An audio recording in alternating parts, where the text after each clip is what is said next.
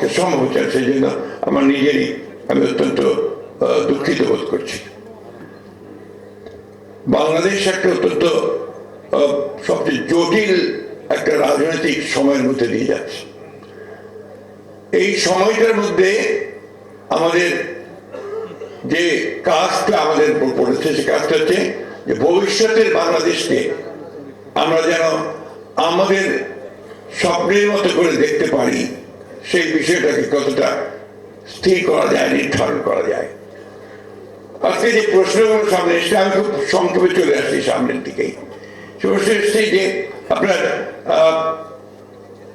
ঐক্য এরা যেটা নির্ধারণ করেছেন, সংস্কার, নির্বাচন।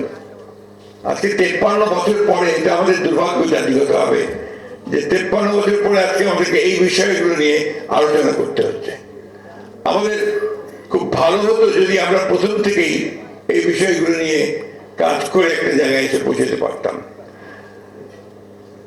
আমরা এই ফ্যাসিবাদের বিরুদ্ধে 1912 সাল থেকে আমি আমাদের দল থেকে বলতে পারি, এখানে যে রাজনৈতিক নেতৃবর্গ আছেন, আমরা কিন্তু সংগ্রাম শুরু করেছি, তাদের বিরুদ্ধে আমরা অবস্থান নিয়েছি।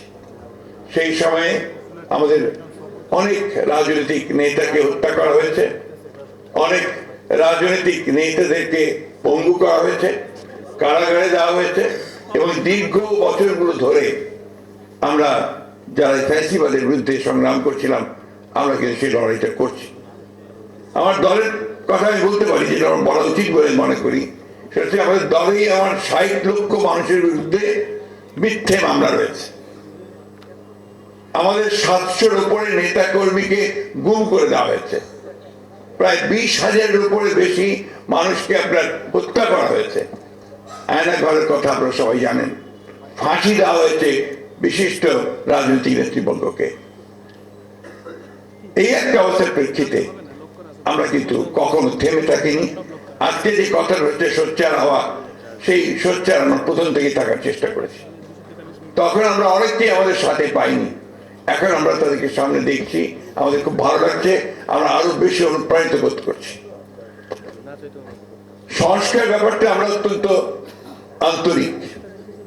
আপনাদের অনেকেই জানা থাকা উচিত যারা রাজনীতির সঙ্গে জড়িত আছেন, যে 2016 সালে আমাদের দলের চেয়ারপারসন দেশনেত্রী বেগম খালেদা জিয়া, তিনি ভিশন 2030 একটা আপনার আমরা একটা ডকুমেন্ট বের করেছিলাম, যেখানে রাজনৈতিক সংস্কারের কথা খুব পরিষ্কার করে উল্লেখ করা ছিল, এবং যে বিষয়গুলো আমরা পরিবর্তন আনতে চাই সেই বিষয়গুলোর কথা আমরা উল্লেখ করেছিলাম।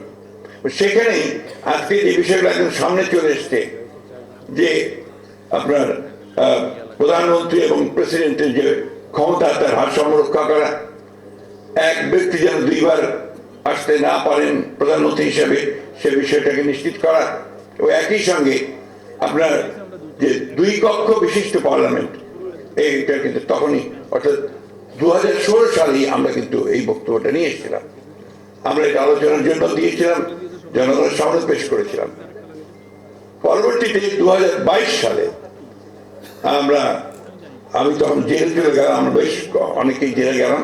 সে মনে থাকার কথা, গোলাপবাগে একটা জনসভার মধ্যে দিয়ে আমরা প্রথমে 10 দফা, এবং পরে সমস্ত রাজনৈতিক দলগুলো আপনারা সেটাকে সমর্থন করার পরে সমস্ত রাজনৈতিক দলগুলোর সঙ্গে যারা ফ্যাসিবাদের বিরুদ্ধে আমরা আন্দোলন করছিলাম, তারা আমরা কিন্তু একসাথে আলোচনার মাধ্যমে আমরা 31 দফা আমরা একটা কর্মসূচি, সংস্কারের কর্মসূচি আমরা নির্ধারণ করি।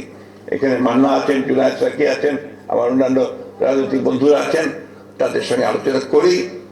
দীর্ঘ 2 বছর আমরা এটার আলোচনা করেছি। আমাদের যারা প্রখ্যাত এই বিষয়গুলোতে আপনার বিশেষজ্ঞ, তাদের সঙ্গে কথা বলা হয়েছে, বারবার বসেছি। ডক্টর আলী রিয়াজ আছেন, তার সঙ্গেও কথা হয়েছে, অনেকের সঙ্গে তখন আমরা এই কথাগুলো বলেছি, আলোচনা করে নির্ধারণ করেছি। সুতরাং সংস্কার পক্ষে আমরা কিন্তু প্রথম থেকে। দুর্ভাগ্য আমাদের এখন কিছু কিছু বক্তব্য আসছে যে বিএনপি সংস্কার চায় না, নির্বাচন চায়। এই কথাটা সঠিক নয়। আমরা বারবার করে বলছি যে আমরা প্রয়োজনীয় সংস্কারটাকে শেষ করতে, ন্যূনতম যে সংস্কার প্রয়োজন একটা নির্বাচন করার জন্য, গ্রহণযোগ্য নির্বাচন করার জন্য সেই সংস্কারটুকু করে আমরা নির্বাচনে যেতে চাই। আমরা নির্বাচনের কথা বলছি কেন, কথা ডক্টর রিয়াজ বলেছেন, সবাই বলছেন, আর এটা বাস্তব যে গণতান্ত্রিক একটা ব্যবস্থায় যাওয়ার জন্য নির্বাচন হচ্ছে প্রধান ফটক, প্রধান দরজা, গেটওয়ে টু আপনার ডেমোক্রেসি। আমার কাছে মনে হয় যে আমাদের প্রধান সমস্যাটা কোথায়? আমাদের প্রধান সমস্যা যে এই দেশে গণতান্ত্রিক চর্চাই হয়নি, এখানে সংস্কৃতি গড়ে ওঠেনি। একটা যে কথা বারবার এসে যে এখানে ডেমোক্রেটিক কালচার যদি না থাকে, তাহলে আপনি সেই ডেমোক্রেসি বারবার বলতে হচ্ছে আমাদেরকে এটা করতে হবে, এটা করতে হবে, এটা ডেমোক্রেসি, এটা এইভাবে যেতে হবে। এই জিনিসগুলো কিন্তু আপনার কাল চর্চা ছাড়া, বারবার প্র্যাকটিস করা ছাড়া কিন্তু সেটা গড়ে উঠবে না।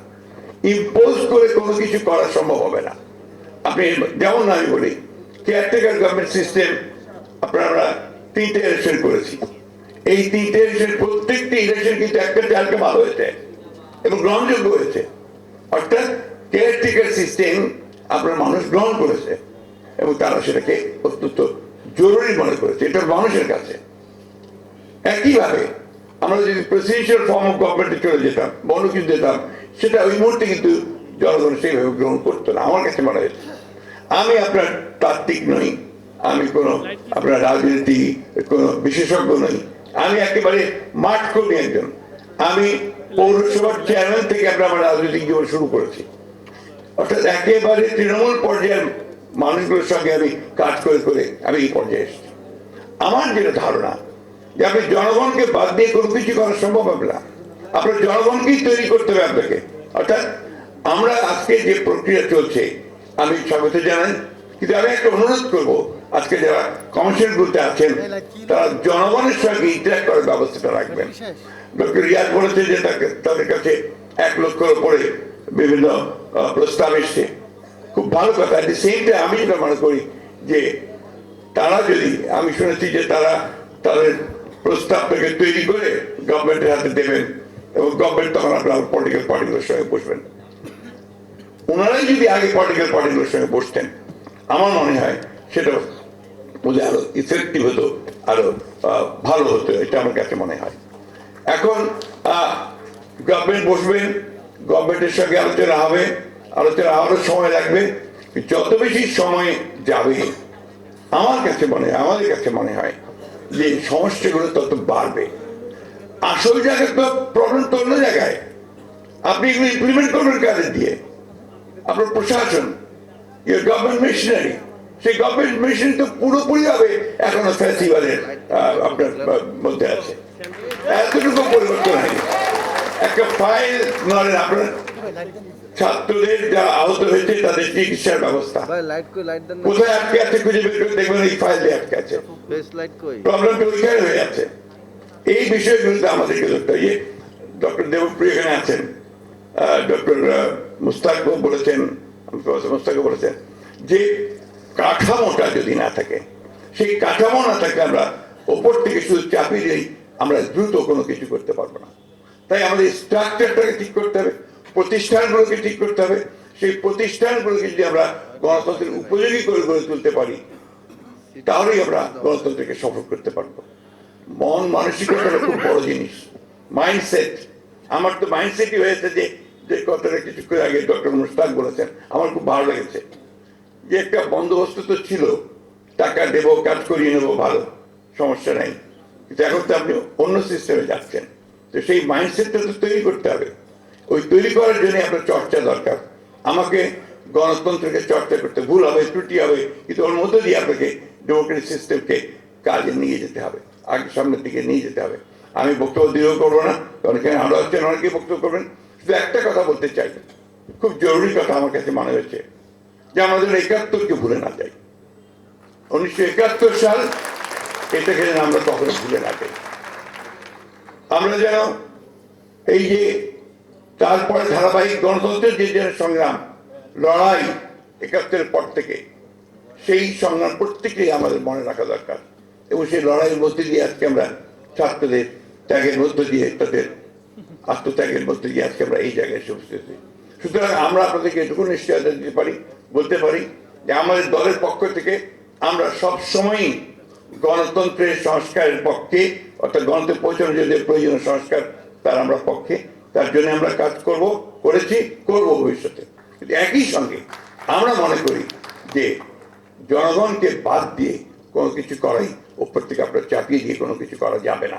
সুতরাং আমরা সকলকে সঙ্গে নিয়ে সেই কাজগুলো করব। ধন্যবাদ সকলকে। আসসালামু আলাইকুম।